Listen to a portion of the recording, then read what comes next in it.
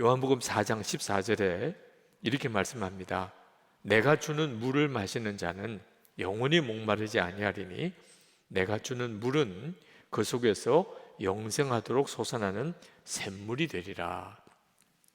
성령의 역사가 샘물의 역사라는 겁니다.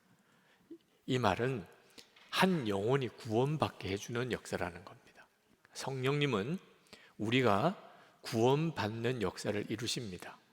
마치 목이 말라서 죽어가는 사람이 물 한 잔, 생수 한 잔을 마시고 살아나듯이 영혼이 죽은 자가 예수님을 영접하고 영생을 얻게 되는 역사가 성령의 역사라는 거죠. 자, 이 샘물의 생명의 역사는 우리 자신이 증인입니다. 우리가 예수 믿고 영생을 얻은 사람이잖아요. 이것이 다 성령의 역사인 거죠. 그런데 또 하나의 물의 역사가 있는데 생수의 강의 역사가 있다는 겁니다. 예수님을 믿고 성령을 받으면 그 속에서 생수의 강이 흘러나오는 역사가 일어난다는 거예요. 이건 구약에 이미 에스겔 환상을 통하여 보여준 내용입니다. 에스겔서 47장에 보면 에스겔이 환상 중에 성전에서 물이 흘러나오는 것을 봅니다.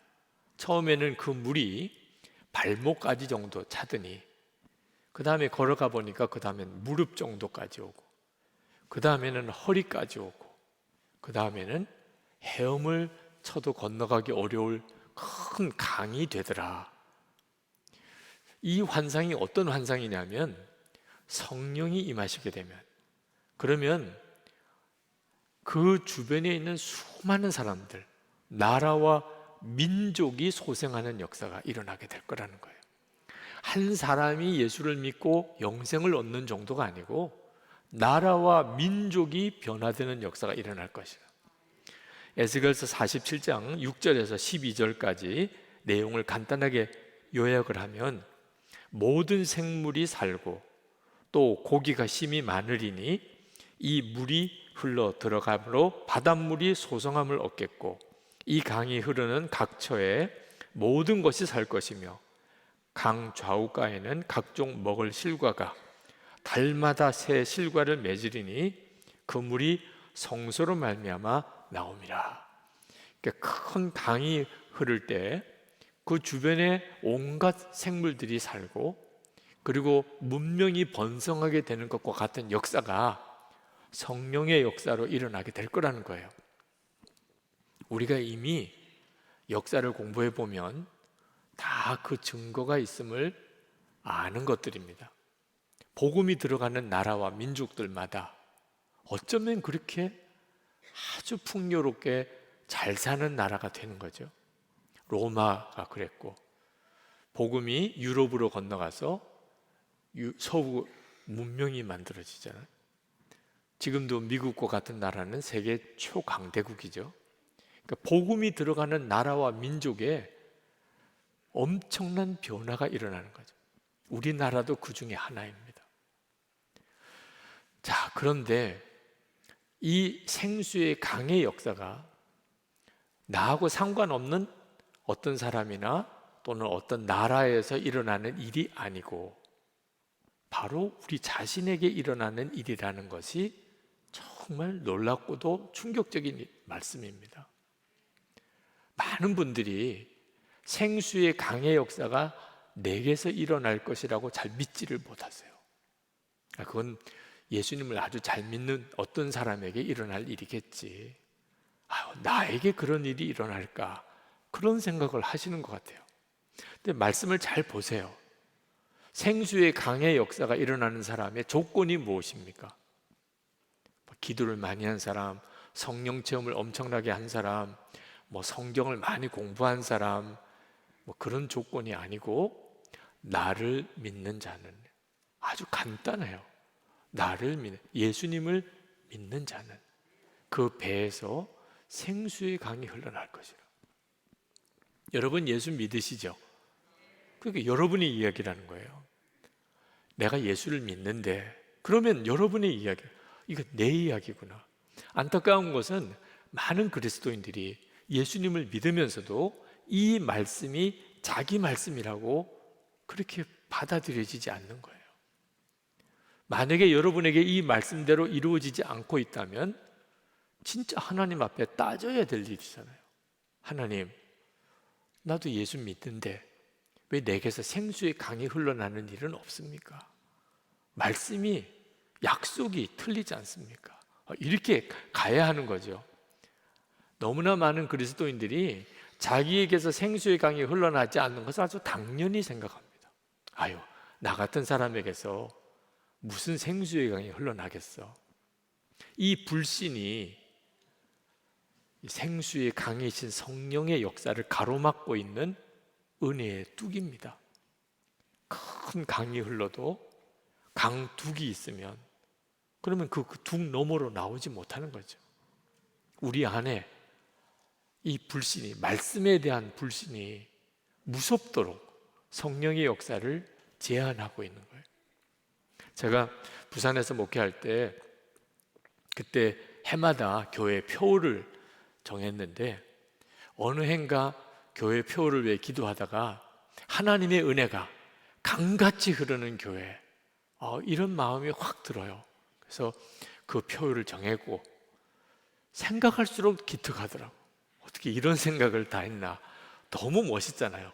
하나님의 은혜가 강같이 흐르는 교회. 그런데 조금 더 생각해 보니까 너무 난감한 겁니다.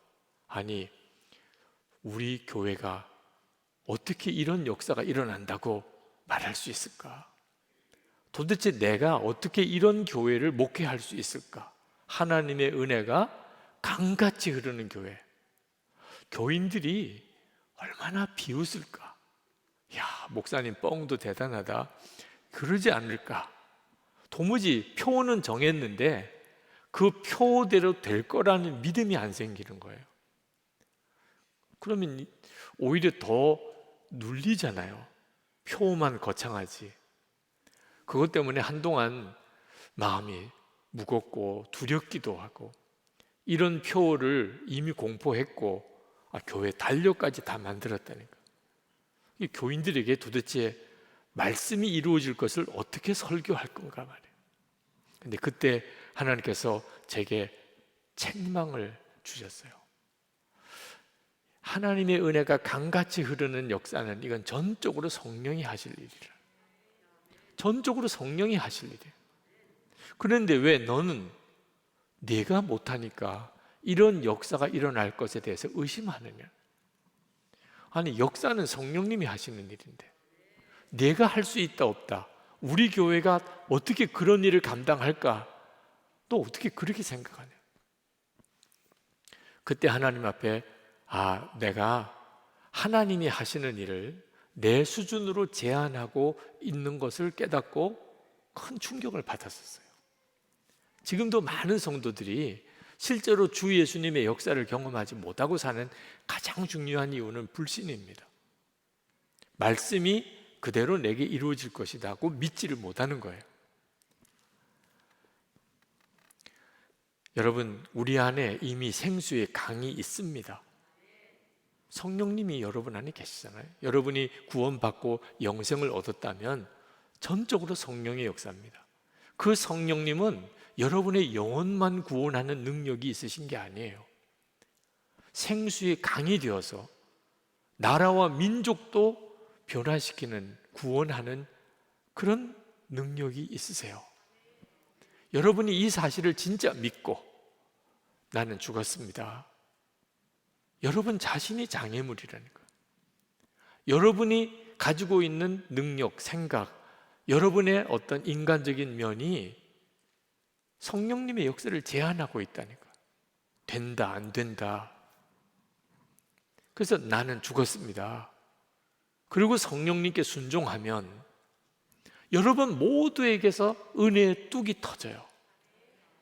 정말 생수의 강이 흘러넘치는 역사를 경험하게 된다는 거예요.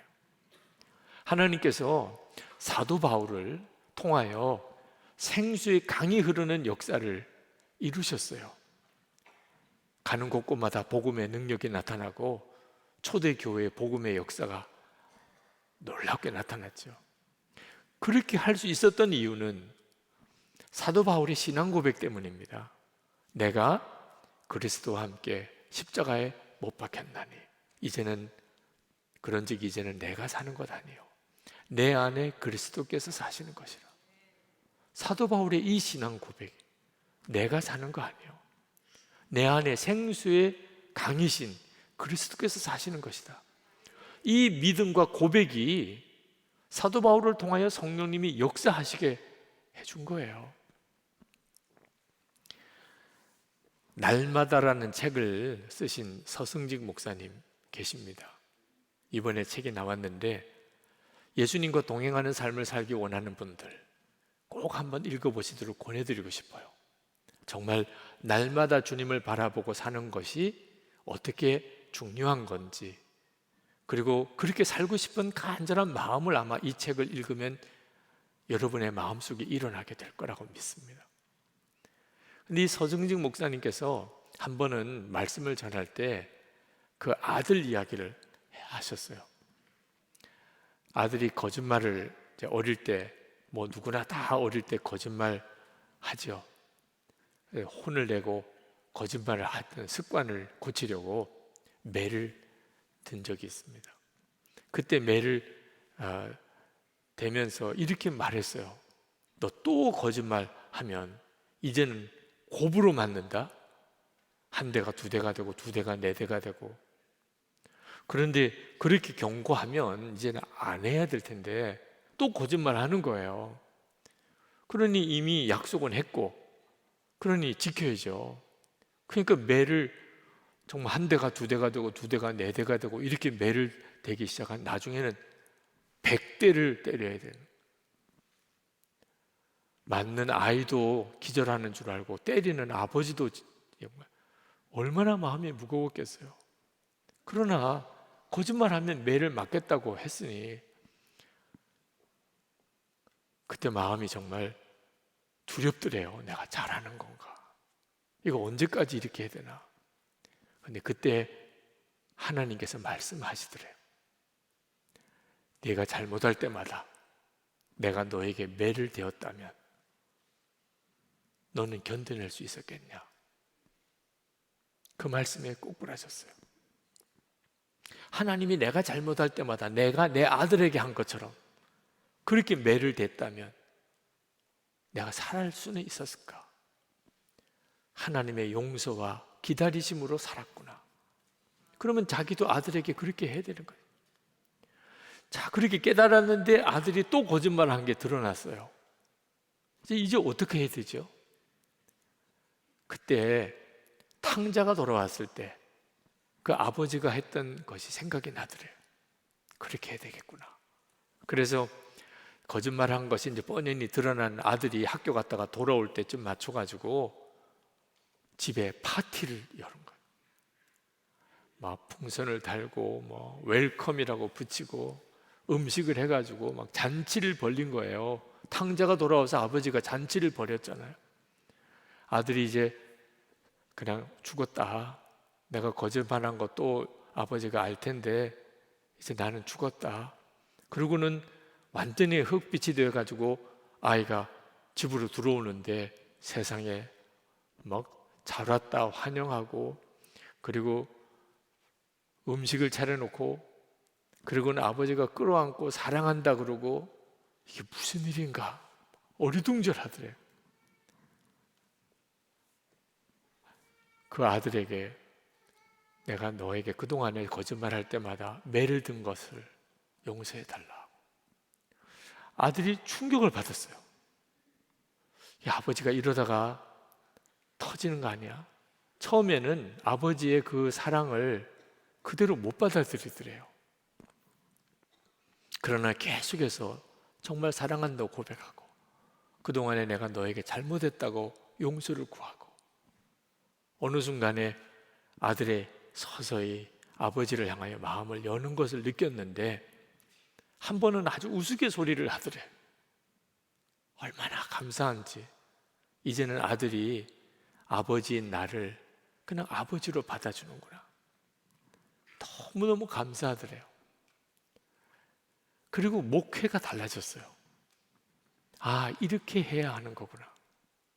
그래서 그 목사님이 목회하면서 성도들을 대하고 교회를 치리해 나갈 때 그때 아들을 통해서 배운 교훈을 그대로 교회 목회에 적용을 했다는 거죠. 여러분, 우리 안에 이미 생수의 강으로 역사하는 성령님이 계세요. 가정 다 뒤바꾸고 일터 다 바꾸고 교회 다 바꾸고 우리 안에 계신 성령께서 그렇게 하세요. 문제는 우리만 순종하면 돼요. 내 생각, 내 고집, 내 감정, 내 계획대로 된다 안 된다 할 수 있다 없다 이러고 버티니까 성령께서도 역사를 못 하신 거예요. 우크라이나 우리 난민들, 동해안 이재민들에게 우리 성도들이 헌금을 해서 그들을 돕는 일을 진행하는 것을 쭉 지켜보면서 아, 우리 안에 정말 생수의 강이신 성령의 역사가 있구나. 조금 순종했더니 그 역사가 엄청난 거예요. 문제는 우리가 순종하지 않으니까 하나님께서도 역사하실 수 없었던 거예요. 그러나 우리가 생수의 강의 역사를 그저 가족이나 내 가까이에 사는 사람 정도로만 제한해서는 안 됩니다. 진짜 말 그대로 나라와 민족이 뒤집어지는 거예요.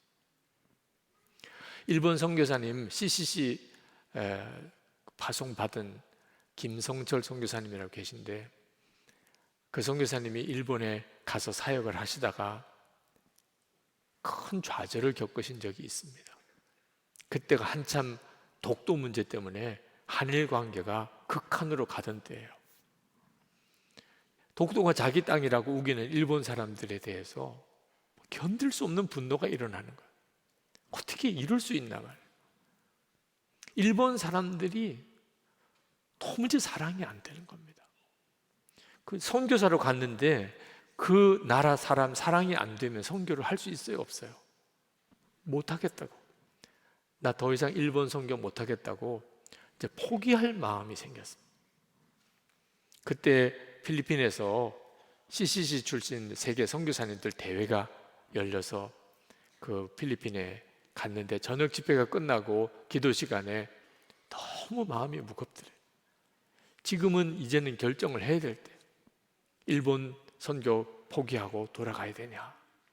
하나님 앞에 기도하면서 하나님, 일본 사람들 용서가 안 됩니다. 하나님 정말 미워 죽겠습니다. 사랑이 안 되는데 하나님 제가 일본 선교사로 계속 사역할 수 있겠습니까? 이제 완전히 포기하는 마음이에요. 근데 그렇게 눈물이 나더래. 어떻게 일본 선교사까지 왔는데 이러고 돌아가야 되는 거지. 그리고 이제 한참을 울고 기도하고 눈을 떴는데 세상에 자기 바로 앞에 일본인 목사님 한 분이 무릎을 꿇고 울고 있더래. 자기가 기도가 끝나고 눈을 뜨니까 그 일본 목사님이 우는 얼굴로 김성 교사님, 우리 일본 사람을 용서해 주십시오. 그 일본 목사님을 이렇게 보는데 그냥 마음이 확 녹아지더래요. 그리고 그 일본 목사님을 끌어안고 두 분이 그냥 얼마나 울면서 거기서 기도를 했네. 일본 사람들에 대한 미움, 도무지 사랑이 안 된다고 했던 그 조금 전의 기도가 완전히 다 녹아져 버렸어요.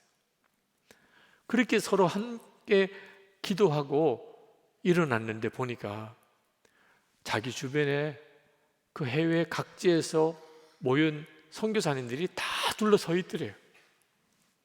그 한국 선교사님하고 일본 목사님하고 울고 부둥켜 안고 기도하는데 무슨 기도를 했겠어요? 다 알지요. 그때 그 한일 관계 다 아는데 그 두 분을 위해서 그 세계 선교사님들이 모여서 같이 간절히 기도해 주는 것을 보고 김성성 선교사님 마음이 완전히 달라져 버렸어요. 그 이후부터는 더 이상 용서할 수 없다, 사랑이 안 된다 하는 마음 없어졌어요. 일본을 향한 마음이거나 주님 하나님의 마음 그대로 부릴 듯 일어나더래요. 여러분, 한 사람의 순종이 민족 감정을 다 바꿔요. 우리 안에는 그런 은혜의 성령께서 와 계세요. 생수의 강이 와 계세요. 마가다락방 120문도는요 성령 임하기 전에 계시던 사람, 그 기도하던 사람들이에요. 우리는 이미 성령이 임한 다음에 기도하는 사람들이에요. 우리 안에는 이미 생수의 강이 막 넘치고 있어요. 여러분, 여러분에게서 생수의 강이 흘러날 것이 믿어지지 않은 분들이 있으실 거예요. 이유는 간단해요. 여러분 자신을 주목하니까 그런 거예요. 여러분이 뭐길래 생수의 강이 흘러나겠어요? 이렇게 생각이 드는 거예요. 나 자신이 도대체 뭐길래 내가 나라와 민족을 구원해? 근데 여러분 안에 계신 성령님을 주목하세요. 그분은 하나님이세요. 천지를 지으신 그 하나님이세요. 그분이 여러분 안에 계신 것 자체가 이게 기적 중에 기적인 거죠. 여러분의 영혼을 구원하려고. 그러나 단순히 여러분의 영혼만 구원하려고 하신 게 아니고 여러분의 순종을 통하여 생수의 강이 되어 흐르고 싶어 하신 거예요. 나라와 민족을 살리는 역사를 일으킨다니까요. 저는 우리나라와 한국 교회를 위해서 기도하면서 참 안타까운 몸부림을 많이 쳤습니다. 가장 큰 것은 절망감이에요. 이 기도가 응답이 될까? 우리나라에 영적인 대각성이 일어나고 한국 교회에 정말 새로운 부흥이 일어날 수 있을까? 기도는 하지만 믿어지지가 않는 거예요. 그런 일이 일어날 수 있을까? 그리고 되어지는 일은 점점 더 안 좋은 방향으로 가는 거예요. 근데 그때 제가 깨달은 것이 있어요. 왜 내게 믿음이 안 생길까? 안 되겠구나. 절망인데 왜 이런 생각만 자꾸 드는 걸까? 제가 하늘만 쳐다보고 있었던 거예요. 기도를 하면서 하나님 역사해 주세요. 우리나라 한국교회 하나님 역사해 주세요. 하나님이 언제 역사하실까? 하나님이 알기는 아실까? 하나님에게 계획이 있으실까? 이러고만 있었던 거예요. 근데 역사하시는 그분은 제 안에 계셔. 생수의 강이신 그분이 제 안에 계시더라고요. 이 사실을 깨닫고 제가 얼마나 놀랐는지 몰라요.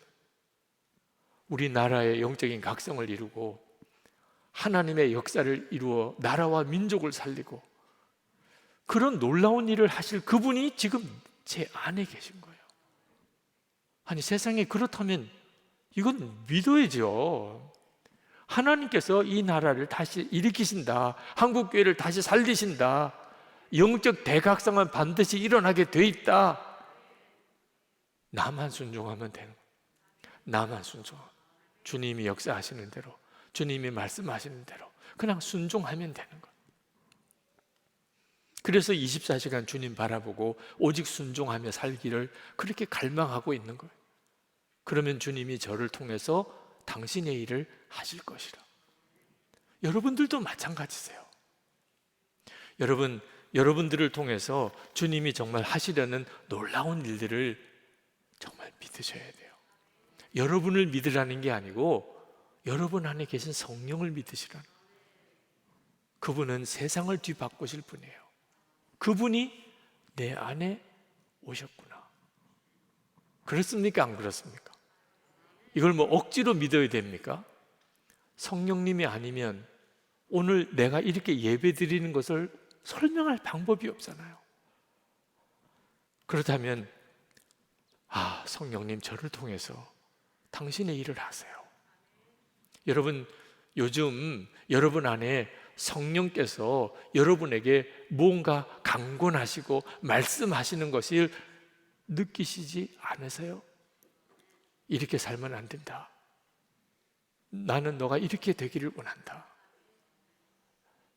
다 처지와 형편은 다르지만 여러분 안에 성령이 계신 게 분명하다면 그분은 반드시 여러분들에게 이렇게 살아라.